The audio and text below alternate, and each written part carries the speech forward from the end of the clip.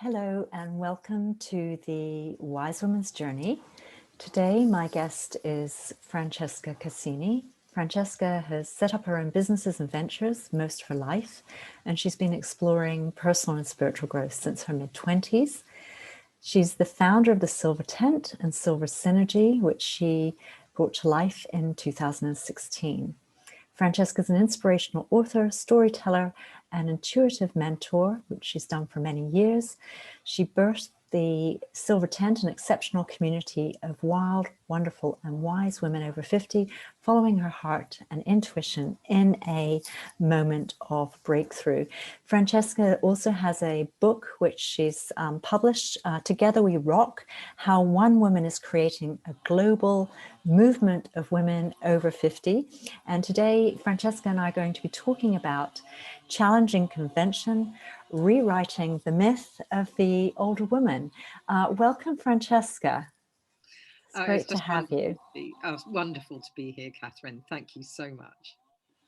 Okay, so I'd love to know, because we've said today we're going to be talking about the myth of the older woman. So I'd love to know from your perspective what this myth is.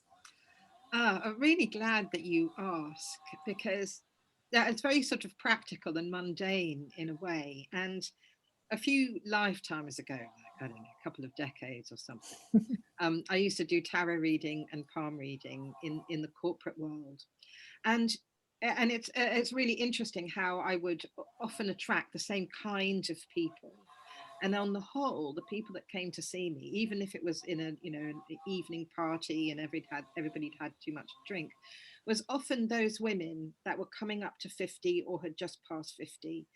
And through the reading, it became really clear that they'd lost a sense of themselves through, maybe because they'd been a mother, a partner, maybe they'd run a business as well. But all of their attention had been in nurturing and caring for others, even if it was a business that they were building. And all, or not all, a lot of the things that they had been passionate about when they were young, I could see had just been not just put on a back burner, been Mm. shoved in the back of a cupboard, and they'd practically forgotten that it even existed. And I could sense the life force that would come through if they reconnected with that passion.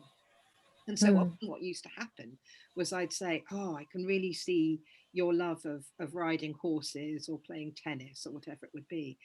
And they would start to weep because they would reconnect with that passion and realize that it didn't even figure in their life and hadn't figured for maybe 20 or 30 years. And I started to see how we often, as older women, can begin to think as we come out the other side of menopause and we're no longer fertile enough to give birth to a child, that through that loss of fertility, we can often consider ourselves as, or ask that question of what's our point? What's our purpose now?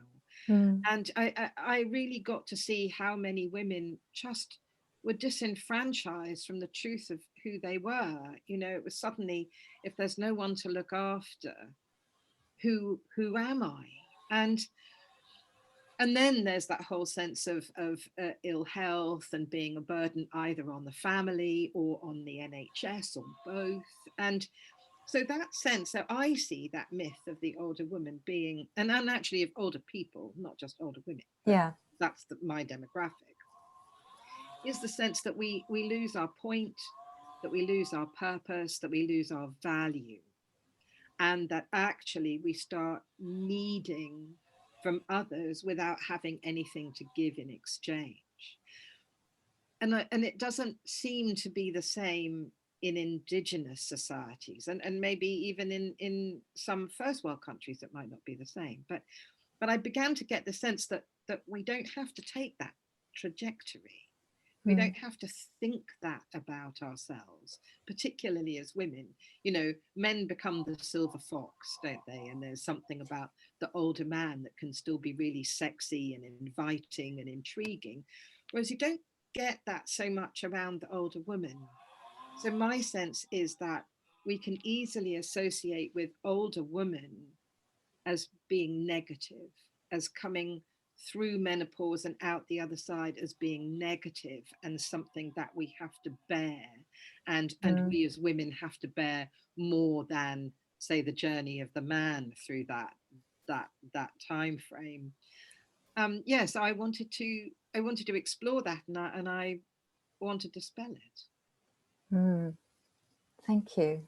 Thank you. I like the way you put it about, suddenly needing things from other people without giving in return. Because I guess that's what we're pointing to there, is the underlying fear of that happening at some point. I mean, probably, a 50-year-old woman, I imagine, wouldn't have necessarily that running through their psyche as that being something that was true to that moment, because quite often women around 50 or in their early 50s are quite busy, particularly professional women maybe who had their children in their late 30s or their early 40s, still have quite young children and may have elderly parents. They'll be doing a lot of giving.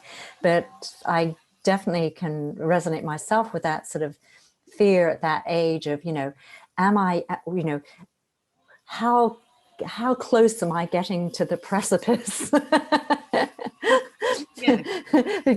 Where you drop off and you're not. So society starts to see you differently. So like you can still hang on to it while you've got parents and parents above and children below, and you're sort of like in that middle ground. But as soon as the children move out and the parents pass away, that's, I mean, for myself, that was It,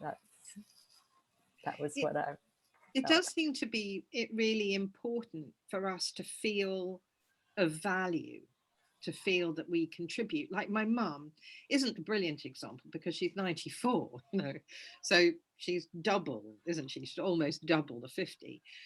But she said to me the other day, she doesn't walk that well anymore. She doesn't go outside anymore. Even when lockdown is the restrictions are raised, she probably won't make it as far as the car. And I know that she does feel a burden. I care for her.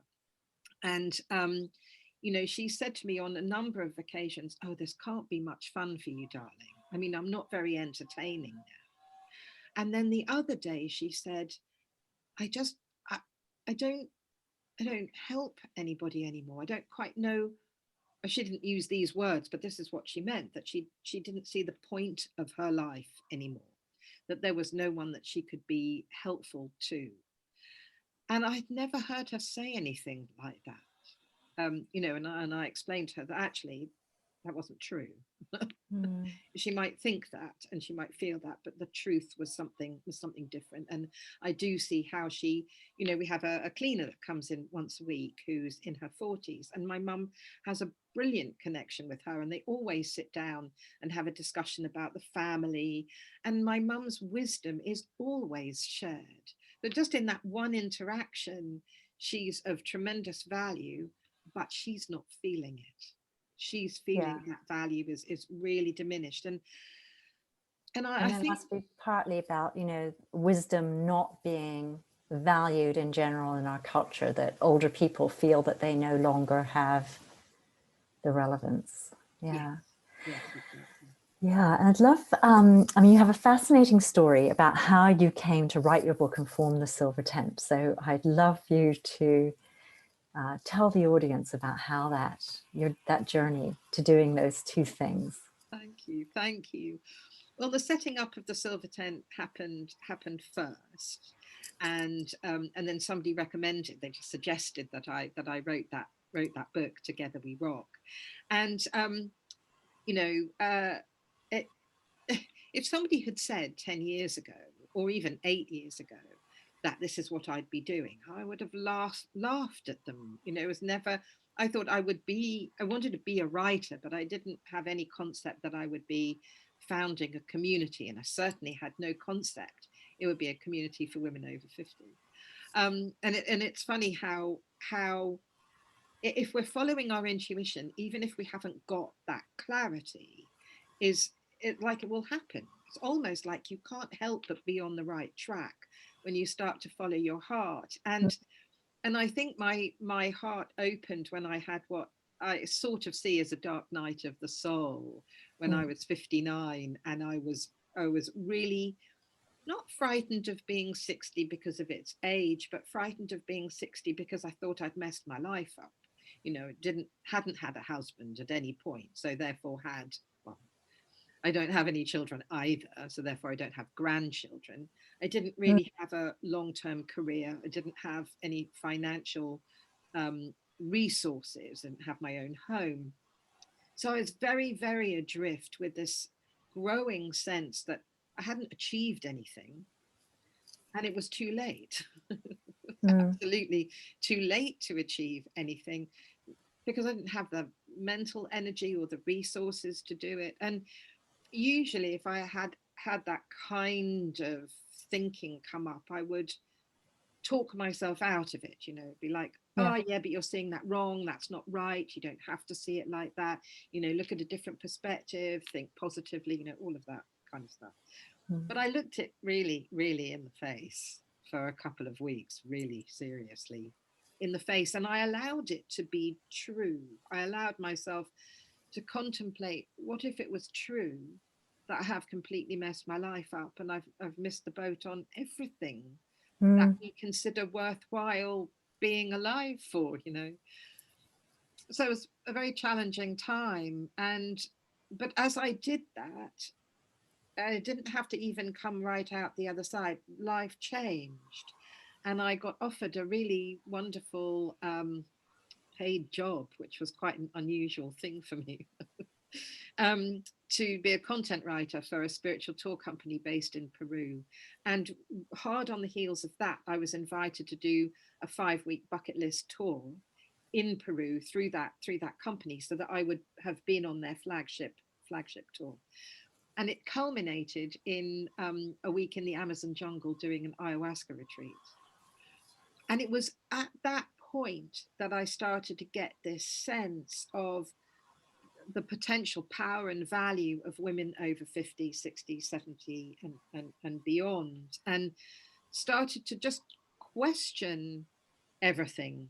And when I came back from Peru and came back from the Amazon jungle, I just wanted to lie with my face down in grass while it rained. I just mm, had this deep desire to be close to nature, but in a sort of um, rainforest kind of environment. And so I ended up spending the whole of a winter, 4 months, in the wildest, wettest winter on record in Wales, in an off grid yurt on my own. Still working for the spiritual tour company, having to go to the pub to get onto Wi Fi and that kind of thing. And when I came out the other side of that, that sense of the wisdom and the resilience of myself, that started to come through, and I wanted to share that with others. And then it was about, oh, I don't know, 6 months later or something, um, I got the news that my job on the with the spiritual tour company was coming to an end. There were financial reasons that hadn't been clear before, so that was a bit like being pushed off a cliff, like, oh, I have no resources. But it happened at the same time that I came back from a very special shamanic retreat with a woman called Ellen Tompkins. And I remember her saying that we were there to really reconnect with a legacy from lifetimes and lifetimes ago connected to Lemuria. Now, that's not something that my conscious mind really resonates with, but my heart clearly did. mm. So as I came back from that and found that I no longer had a job, and that really did chuck me off the edge of a cliff, the whole concept of the silver tent just sort of dropped into my awareness, sort of fully formed. This idea of creating a community for women over 50, where those who recognize their wise elderhood could connect with those who had lost their sense of identity, of true identity, Right. come Yeah. together, serve both sides of that equation, and then we'd be able to take our wisdom more powerfully out into the world, where I think it really is required right now. So it was an extraordinary couple of years, whatever it was, a year, 2 years or something, to this whole different understanding of myself, my role in the world. The moment that I started to connect with women over 50, I became heard. Before I felt Mm. like, I felt like my words were just disappearing into an abyss. But the moment that I started to talk to the people that I should be speaking to, something happened. And the silver tent, I put it on Facebook. I started it on Facebook. It just took off, and Yeah. it took off around this. Just a really particular kind of energy in there that I think really holds people, really serves people to be as real and authentic as they can be. And um, and then I had the most incredible experience of, I was in service to the community, but all of a sudden I had to ask for their service back when my car died, and I had no financial resources to replace it. I was 4 miles outside of town. I didn't have proper internet where I lived, and it was really dire, really dire.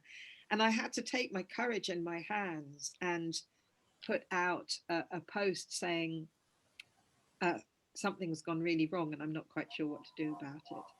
And a couple of people took that on board, did a fundraiser in the community, and within 2 or 3 days, I had another car. That's wonderful. And I Yeah. was, I mean, I talk about humbled, really humbled. It was a terrifying moment, but it really gave me that sense of together we rock. That when we come together as our wise elder selves, I guess, all that rat race, dog eat dog, the fittest wins, survival of the fittest, all of that seems to go out of the window, and there's a much greater sense of conscious co-creative collaboration. This Mm. idea that actually we can thrive much more powerfully if we serve each other and weave our wisdom together than if we just try and ignore everybody else and, I don't know, try and go it alone, I guess. Oh, I so agree with you. And I think, as you're speaking, and I'm thinking of, the topic that you set out to speak on about, rewriting the myth of the older woman. And the point that's just coming through so strongly is this is not about each one of us going out to do our individual rewrite. That might be part of it, but this is really about coming together. And there's so much, I think, over the centuries where what we might call the feminine or the feminine wound, one of the things that's happened is, the divide and conquer. That's how that's a real way of suppressing the feminine. And so now it's about the healing. A lot of the healing is about coming back together. Yes, yes, um, absolutely. yeah. It, uh, you know, I'm, I'm a very private person. I'm very private. I really like my solitude. I would never have spent 4 months in a yurt on my own on a wild Welsh hillside if I wasn't a really solitary individual. And so community freaked me out. The whole idea of community beforehand freaked me out. It's really interesting, and yet I founded a community. And I really understand that sense of how different it is to allow people in, to allow people to see your vulnerability, but also to discover at the same time how much we give, where, even when we're being vulnerable. So there's a beautiful story of a woman that joined the Silver Tent, and then she joined the Silver Synergy aspect of it, and she was only just became 50, and she always thought she had nothing to offer. She always thought that because she wasn't a facilitator or whatever, whatever her reasons, that she only received. She really had that concept that she only received. She had a hip replacement early on when she was with us, and then quite soon after that, she had a diagnosis of cancer. And she took us all through her journey of the hip replacement. She'd post from the hospital and share her fears and the pain and everything. And she saw that as needing. She saw that as only receiving support and love for everybody else. It really makes me emotional remembering her. And I would tell her over and over again that that she didn't have the concept of what she gave us as Mm. she did that. She gave us her vulnerability, her honesty. She gave us an opportunity to open our hearts and honor her and support her. Yeah. And and she died. She died. Wow, I can't actually remember when. I think it was December. And we held lots of ceremonies for her, and she got very close to a lot of us. She had the most incredible smile. But it's that sense of beginning to understand when we rewrite that myth that when we're honest and authentic and vulnerable, and we might feel like we're just receiving, but in that, we are giving others the opportunity to whatever, whatever they're doing on the other end. And actually, there is a very powerful exchange. It doesn't happen when somebody is demanding or somebody is manipulating. I don't think it has quite the same impact. But when you're just being who you are, then I don't. I think the value is always there. There is always an exchange. It's like I like to say that you can't live if you only breathe out. You have to Mm. breathe in, don't you? There's a, there's a, there's a no. You can't only give and you can't only receive. It's Mm. actually not possible, Mm. and to It's, remember that. yeah, and it's sometimes it's about, yeah, being able to see what you're giving in the receiving, or what you're receiving in the giving. And I think that's something that happens in the silver tent and in silver synergy, is that space of witnessing, Mm. so that even if you don't see your own value, if you show up and you participate, other people will see that value and other people will reflect it back to you, and then you can decide whether to take that on or not, Mm. Mm. and beautiful to witness. So maybe you could tell us what, because you've mentioned Silver Tent and Silver Synergy. So I think the audience understands Silver Tent is a Facebook group with thousands of members in it now. Yeah. And Silver Synergy, could you just say a little bit more about that? Yeah, thank you. So the Silver Tent is the overarching community, and there is a free group on Facebook. Lots of people think it's just a Facebook group. It isn't. It's so much more than that. The vision that I have for the entire community is really huge, and I'm looking forward for more and more people to be able to experience and learn what that is. And Silver Synergy is a much smaller community. It's a silver sister community to the Silver Tent, and it's the paying part of it. Mm. And that's the part where there, obviously, because it's got a paid for membership, there are certain benefits that you can experience in there.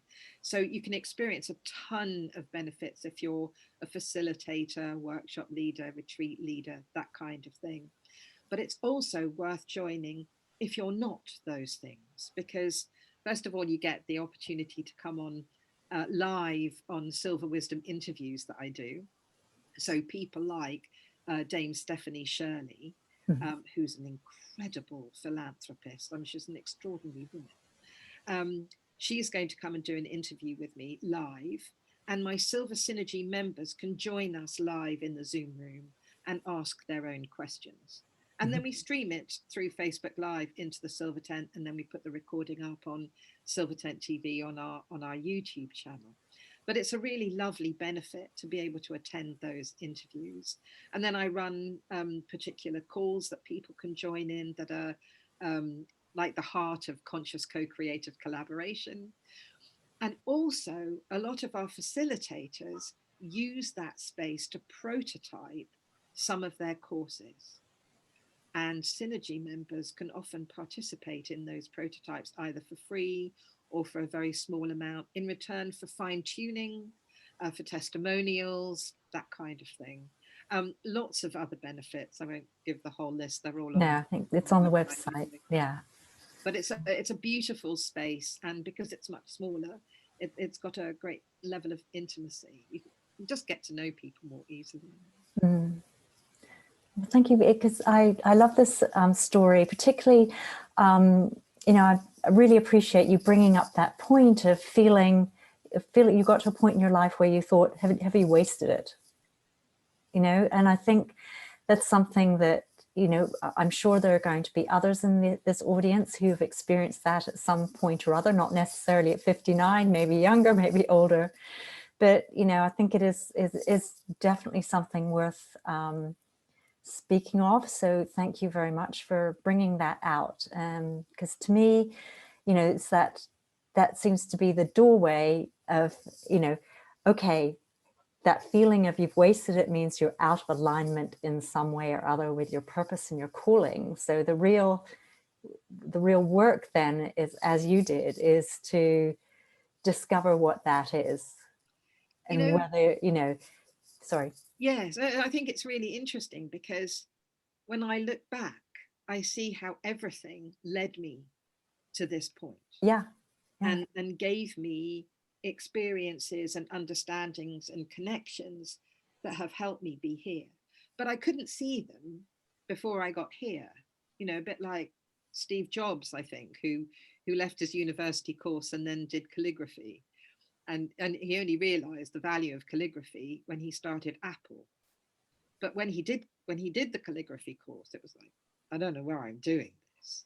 And I remember he did he did a talk, and he said you can only understand the reason that you follow your heart and do something. You only get the understanding in hindsight. You can't always work it out beforehand, and that's so powerful because a lot of people, and me included, clearly thought that I was a complete and utter failure, right?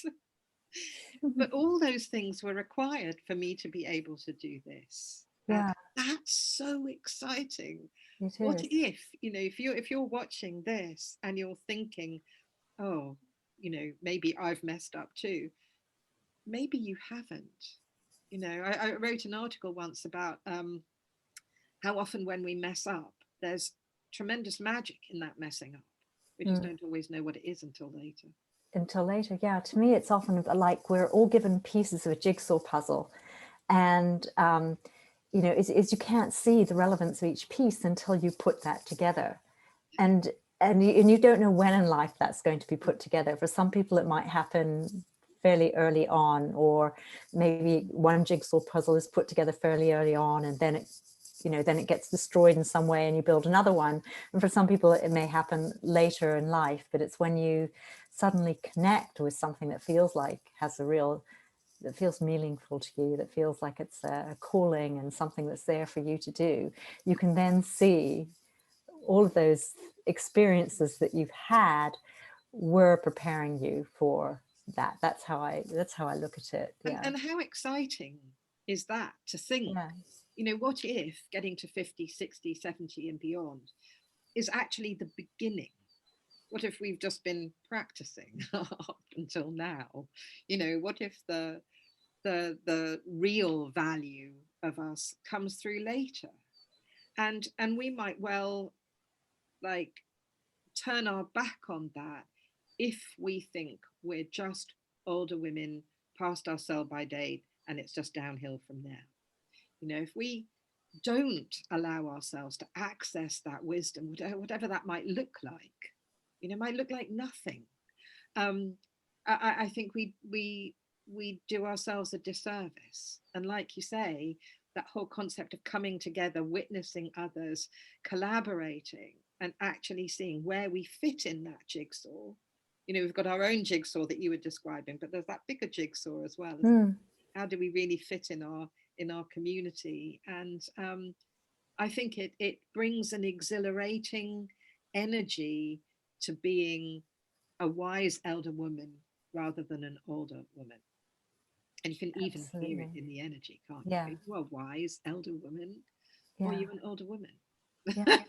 It's interesting because I have quite a few of the speakers on this summit have said similar things in different ways. So I think this is definitely the bit that needs rewriting, is that cultural mindset that that there's any age at which you're beyond the age of making a valuable contribution, that you know if this can happen at any age. And actually we've just had a really good example of that in the collective in the UK in this last year, the story of Captain Sir Tom, and doing walking around his garden 100 times at the age of 100, raising a massive amount for the NHS.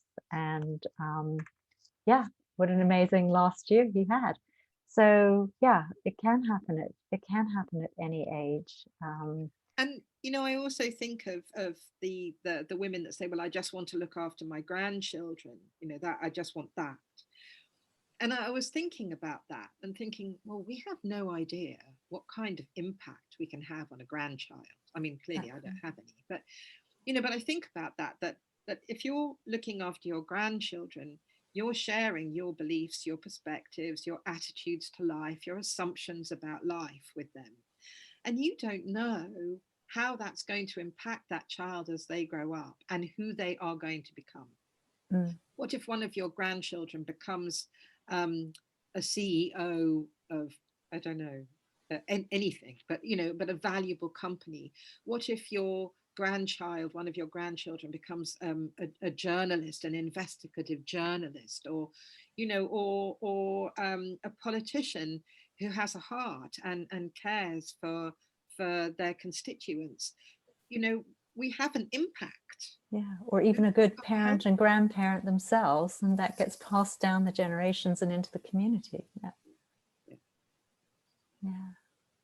Well, thank you, Francesca. You have a free gift to offer the audience. Yeah. I do. It's on my website, thesilvertent.com. And if you just scroll down, there's just a place to put your name and your email address, and it gets sent to you immediately. And it's a piece that I wrote a while back. I'm contemplating it being the first chapter of an unknown book yet, which would be about being a handbook for becoming a wise elder woman. And so it's a description of how I see us as older women and how we might be embroiled in seeing ourselves as something other than who we really are. So it's a little journey into discovering, are you really who you think you are? And could there be another deeper you that you can access relatively simply and effectively, that just takes you on that journey? And I really hope that you love it. I loved writing it. I loved the energy that came through, and I hope it's of great value to you. That's lovely. Thank you very much. So for people listening, the link is below for that, and you will also get taken to Francesca's website, where you have the details about the Silver Tent and Silver Synergy. And so thank you very much, Francesca. That was fascinating. I think that's such a nice way to sort of end our series with talking about rewriting the myth of the older woman. So thank you for taking that spot. Oh, it's a pleasure. And I hope if you're watching that you will enjoy or want to be inspired. I guess I'm getting a bit burbly now, but be inspired to join us to help in that rewriting. Yeah. Because I might write the words, but it's a collaborative process. Yeah. Yeah. Thank you very much. Thank you, Catherine.